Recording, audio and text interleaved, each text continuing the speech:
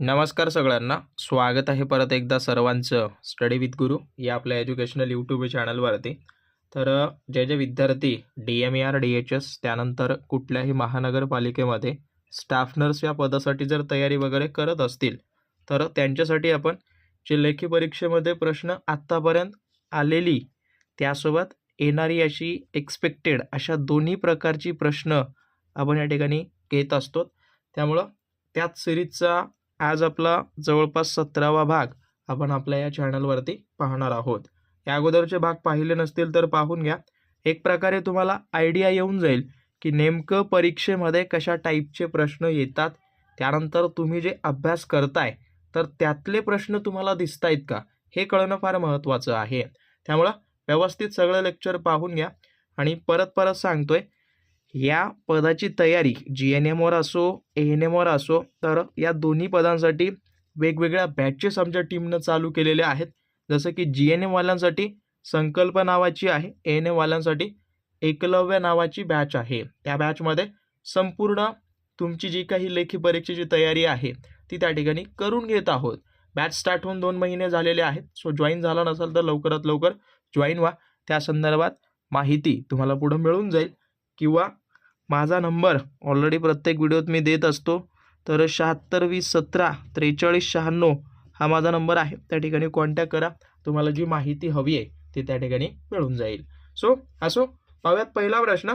राष्ट्रीय लसीकरण वेळापत्रकानुसार बालकांमध्ये किती आजारांचं लसीकरण केलं जातं किंवा किती आजारांचं निर्मूलन करण्यासाठी हे लसीकरण त्या ठिकाणी केलं जातं.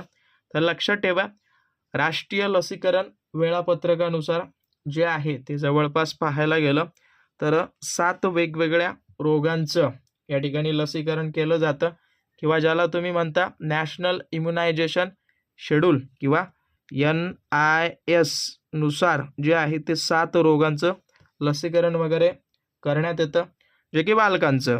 ज्याच्यामध्ये बालकाला TB असेल, त्यासोबत तुम्ही म्हणू शकता DPT नावाची किंवा डिप्थेरिया, त्यासोबत परत डांग्या खोकला. ओके, लिहून घ्या वाटल्यास.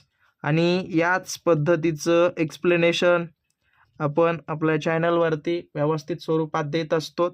त्यानंतर धनुर्वात. ओके, त्यासोबत अजून पाहायला गेलं तर पोलिओ आला त्यामध्ये. आणि परत त्याच्या व्यतिरिक्त गोवर. ओके, हे सर्व जे काही रोग आहेत. त्यानंतर हिपॅटायटस. Okay, हिपॅटायटस B. तर या 7 प्रकाराच्या आजारांना किंवा या आजारांपासून वाचवण्यासाठी त्या ठिकाणी राष्ट्रीय लसीकरण केलं जातं किंवा यांच्या ज्या काही लसी आहेत त्या मोफत त्या ठिकाणी मिळतात लहान लेकरांना. ओके, तर लक्षपूर्वक नोट डाऊन वगैरे करून घ्या. परत पाहायला गेलं तर पुढचा प्रश्न काय म्हणतो, आणि अजून एक सांगतो, परीक्षेत आलेली सर्व जवळपास प्रिव्हियस इयरची क्वेश्चन ऑलमोस्ट 14,000 क्वेश्चन त्या ठिकाणी सोडवण्यास सुरुवात आमच्या टीमनं केलेली आहे. ऑलरेडी बॅचमध्ये दररोज लाईव्ह लेक्चर असतं. सो ज्यांनी कुणी बॅचमध्ये जॉईन केलं नसेल जॉईन करून घ्या. आणि त्या बॅचमध्ये तुम्हाला लाईफ टाईम मार्गदर्शन मिळणार आहे. परत सांगतोय, जोपर्यंत तुम्ही पोस्टवर सिलेक्शन होत नाही तोपर्यंत तुम्हाला मार्गदर्शन आमची टीम त्या ठिकाणी करणार आहे. असो, पाहूयात दुसरा प्रश्न. प्राथमिक आरोग्य. नमस्कार सगळ्यांना. प्रत्येक व्हिडिओमध्ये मी तुम्हाला संकल्प नावाच्या बॅचबद्दल माहिती सांगत असतो. जवळपास 2 महिने झालं ही बॅच चालू केलेली आहे आणि त्या बॅचमध्ये खूप सारी माहिती, खूप सारं स्टडी मटेरियल त्या ठिकाणी अपडेट होत आहे आणि प्रत्येक आठवड्याला या बॅचची फी त्या ठिकाणी वाढत आहे. आता या बॅचचं वैशिष्ट्य नेमकं काय आहे, तर या बॅचमध्ये तुम्हाला नर्सिंगचे आणि नॉन नर्सिंगचे असे एकत्रित सर्व सब्जेक्ट शिकवले जात आहेत. प्रत्येक विषयाचं लेक्चर त्या ठिकाणी घेत आहोत, अपलोड करत आहोत. जसं की सध्याला आपले टेक्निकल क्वेश्चनचे लेक्चर चालू आहेत. जवळपास 40 लेक्चर आपण अपलोड केलेत.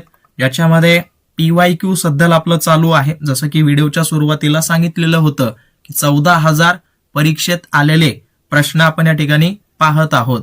जसं की मानवी शरीरशास्त्राचे 15 लेक्चर झालेत. फर्स्ट एडवर आपलं 1 लेक्चर झाले. त्यानंतर कम्युनिटी हेल्थ नर्सिंगचे 13 लेक्चर आपले झालेले आहेत. त्यानंतर हे काही टॉपिक आहेत, या सर्व टॉपिकवर लेक्चर सुद्धा त्या ठिकाणी झालेले आहेत, जे की दररोज लाईव्ह असतात. ओके, बाकीचे जे काही सब्जेक्ट आहेत ते सुद्धा आपण घेत आहोत ते सुद्धा तुम्हाला मिळत जातील. सो बॅच ज्यांनी कोणी जॉईन केली नसेल जॉईन करून घ्या. त्या बॅचची फी ॲज इट इज सगळे डिटेल तुम्हाला खाली दिलेली आहे. जमलं तर माझा नंबर सुद्धा खाली दिलाय, त्या ठिकाणी तुम्ही बोलून तुमचे जे काही डाऊट्स असतील ते सुद्धा तुम्ही क्लिअर करू शकता. ओके, तर ते झालं नर्सिंगचे. त्यानंतर नर्सिंगचे काही PDF वगैरे दिलेले आहेत. जवळपास 10,000 MCQ दिलेले आहेत, जे की आम्ही बनवलेले आहेत सिलेबसला धरून. त्याच्यामध्ये अजून सुद्धा वाढ होणार आहे. त्यासोबत नॉन टेक्निकलचे म्हणजेच मराठी, इंग्रजी, गणित, बुद्धिमत्ता, जीकेचे लेक्चर ते सुद्धा 12 आहेत. नॉन टेक्निकलचे PDF आहेत. झालेल्या प्रश्नपत्रिका दिल्यात. त्यानंतर टेस्ट सिरीज दिलेल्या आहेत. ऑनलाईन पद्धतीनं तुमचे 3 पेपर अपलोड केलेत. त्याच्यातला पहिला पेपर तुम्ही सोडू शकता, फ्रीमध्ये दिलेला आहे. डेमो लेक्चर सुद्धा, डेमो PDF सुद्धा दोन्ही अवेलेबल आहे. सो एक वेळा पाहून घ्या. सॅटिस्फाईड झाल्यानंतरच तुम्ही काय करा, त्या ठिकाणी आमच्याशी कॉन्टॅक्ट करा किंवा बॅच जॉईन करा. ओके, सो बाकी व्हिडिओ कंटिन्यू करा. काही डाऊट असतील लगेच विचारपूस तुम्ही करू शकता. धन्यवाद. आणि ॲपची लिंक सुद्धा खाली दिलेली आहे, सो डाउनलोड करून घ्या. आरोग्य स्तरावर वेक्टर बॉर्न डिझिजेसच्या प्रतिबंधासाठी कोणती कृती त्या ठिकाणी केली जाते. आता वेक्टर बॉर्न डिझीज म्हणजे काय हे सगळ्यात पहिलं तुम्हाला माहिती असणं आवश्यक आहे. तर वेक्टर बॉर्न डिझीज कशाला म्हणतात, तर जे आजार डास किंवा वेगवेगळे कीटक यांच्यापासून होतात तर त्यांना वेक्टर बॉर्न डिझीज म्हणतात. सहसा तरी जे काही डास आहेत स्पेशली करून त्यांच्यापासूनच होतात, पण काही असे आजार आहेत जे कीटकांमार्फत सुद्धा होतात, त्यांचा समावेश हा वेक्टर बॉर्न डिझीजमध्ये होतो. तर वेक्टर बॉर्न डिझीज होऊ नये याच्यासाठी तुम्हाला स्त्रोत घटवणं हे सगळ्यात पहिलं त्या ठिकाणी उपाय म्हणून केलं जातं. तर स्त्रोत घटवणं म्हणजे काय, तर लक्षात ठेवा कीटक किंवा डास, असे काही डास किंवा कीटक आहेत जे की त्यांची अंडी, ओके, तर ती अंडी कुठं घालतात, एक पद्धतीनं पाण्यावर टाकतात. ओके, तर तेच पाण्याचे जे काही साठे आहेत, ओके, तर ते साठे तुम्हाला नष्ट करावे लागतात. त्याच पद्धतीला काय म्हणतात, स्त्रोत घटवणे त्याला त्या ठिकाणी म्हटलं जातं. ओके, सो सगळी माहिती तुम्हाला या ठिकाणी दिली जाईल. जेवढं होईल तेवढं सगळ्यांनी काळजीपूर्वक नोट डाऊन वगैरे करून घ्या. ओके, परत याच्यामध्ये पाहायला गेलं तर डॉट्स नावाची जी काही थेरपी आहे ती TB साठी वापरली जाते.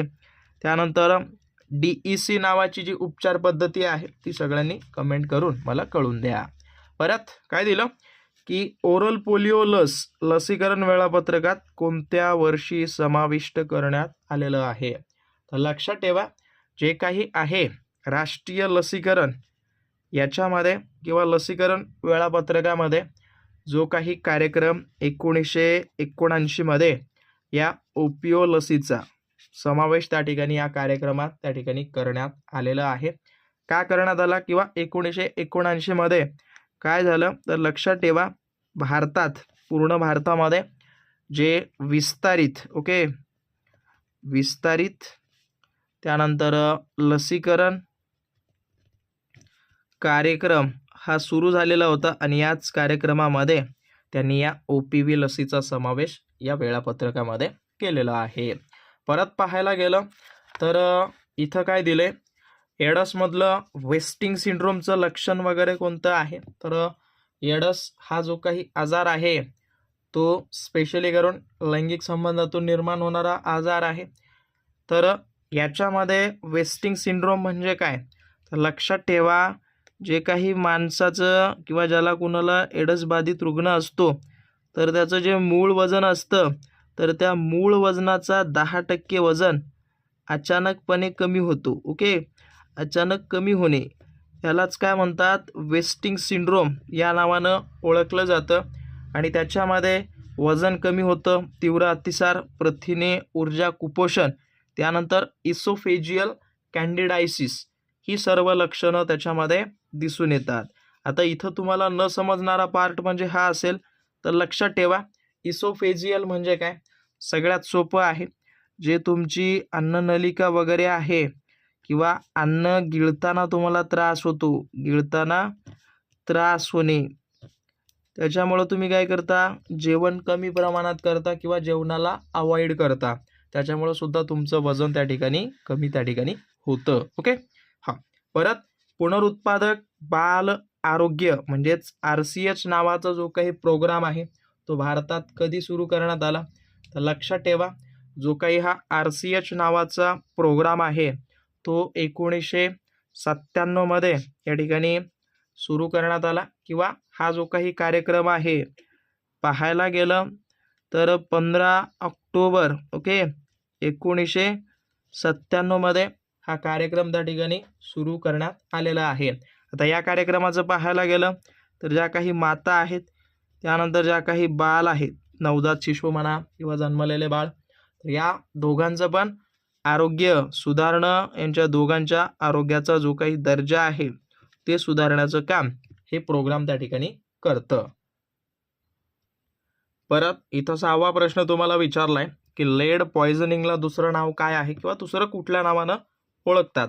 तर लेड पॉयझनिंग म्हणजेच प्लॅम्बिझम या नावानं ओळखलं जातं, किंवा जर तुमच्या शरीराला शिशे विषबाधा झाली असेल, विषबाधा, तर त्याला सुद्धा या नावानं या ठिकाणी ओळखलं जातं. परत बघायला गेलं तर ॲस्टेरिस्कस म्हणजेच काय? एक पद्धतीनं ज्या वेळेला तुमचं लिव्हर किंवा यकृत जे आहे, यकृतचे स्नायू थरथर कापतात, तर तशा सिच्युएशनला एक पद्धतीनं ॲस्टेरिकिस या नावानं ओळखतात, किंवा एक पद्धतीनं लिव्हर फेलियरमध्ये हे दिसून येतं. परत प्लमर विन्सन सिंड्रोम, एक पद्धतीनं सांगायला गेलं तर ज्या वेळेला तुमच्या शरीरामध्ये लोहाची कमतरता होते आणि त्याच्यामुळं जर ॲनिमिया होतं, त्याच्यामध्ये हे दिसणारं हे एक लक्षण आहे. आणि याच्यामध्ये तुम्हाला काय दिसून येतं? एक पद्धतीनं तुम्हाला त्या रुग्णाला अन्न गिळताना त्रास होतो, अन्न गिळण्यास त्रास होतो. परत प्रॉडर विली सिंड्रोम, एक पद्धतीनं हा एक जेनेटिक टाईप आजार आहे. याच्यामध्ये काय होतं? सतत लहान लेकराला भूक लागते, सतत भूक लागणे हे एक लहान लेकरामध्ये दिसून येतं. सो लक्ष ठेवा, हे सर्व काही प्रश्न आम्ही आमच्या बॅचमध्ये एक्सप्लेन केलेले आहेत. आणि आजचे जे काही सर्व प्रश्न घेतलेत कम्युनिटी हेल्थ नर्सिंग संदर्भात घेतलेत, आणि या टॉपिकवर आमच्या टीमनं जवळपास PYQ सेशन घेतलेत, जवळपास 12 ते 13 लेक्चर घेतलेले आहेत. ऑलमोस्ट 300+ MCQs सोडवलेले आहेत, जे की सर्व परीक्षेत आलेले होते. परत तीव्र अतिसार आणि डिहायड्रेशन असलेल्या बाळाचं सुरुवातीचं नर्सिंग मूल्यांकन काय असतं? तर त्याच्यामध्ये स्किन टर्गर म्हणजेच त्वचेचा ताण त्या ठिकाणी दिसून येतो. हे प्रमुख लक्षण त्या नर्सला त्या ठिकाणी दिसतं. तर हेही त्याच्यामध्ये ॲड करून घ्या सगळ्यांनी. परत 8वा प्रश्न काय म्हणतो की खालीलपैकी एक प्रकारे कुठला असा आजार आहे जो की एअरबॉर्न डिझीज आहे? तर लक्षात ठेवा, जो काही आजार आहे याच्यामध्ये बघायला गेलं तर इथं पाहून घ्या, डिप्थेरिया. डिप्थेरिया नावाचा जो काही आजार आहे तो काय हवेद्वारे पसरणारा हा आजार आहे असं तुम्ही म्हणू शकता. बाकी पाहायला गेलं हेपॅटायटस A जो आहे तो एक पद्धतीनं जर तुम्ही दूषित पाणी जर सेवन करत असाल तर त्याच्यामुळं हा आजार त्या ठिकाणी होतो, किंवा एक पद्धतीनं अन्न वगैरे जर दूषित असेल तर. परत Bच्या बाबतीत बोलायला गेलं तर हा एक पद्धतीनं जे रक्त संक्रमित असतं, त्यानंतर ज्या सुया असतात, त्यासोबत एक प्रकारे लैंगिक संबंध, या सर्व याच्यामध्ये हे इन्क्लूड होतं. बाकी फायलेरिया जो काही आजार आहे तो एक पद्धतीनं काय हत्तीरोग ना, डासांच्या चावण्यातून वगैरे होतो, ते त्याच्यामध्ये ॲड करा. आणि इथंपर्यंत आला असाल, सबस्क्राईब केलं नसेल करून घ्या. याच पद्धतीनं सिरीज तुमची चालू ठेवणार आहे. परत प्रथम आढळलेल्या रुग्णाला काय म्हणतात? तर प्रथम आढळलेला जो काही रुग्ण आहे त्याला तुम्ही इंडेक्स केस म्हणतात. ऑप्शन नंबर A जे आहे ते त्या ठिकाणी बरोबर आहे. बाकी पाहायला गेलं तर प्राथमिक केस, दुय्यम, तृतीयक हे नेमकं काय आहेत? लक्षात ठेवा, प्राथमिक म्हणजे काय? ज्याच्यापासून आजाराचा प्रसार सुरू होतो. ज्याच्यापासून आजाराचा प्रसार सुरू होतो, आजार प्रसार सुरू होतो.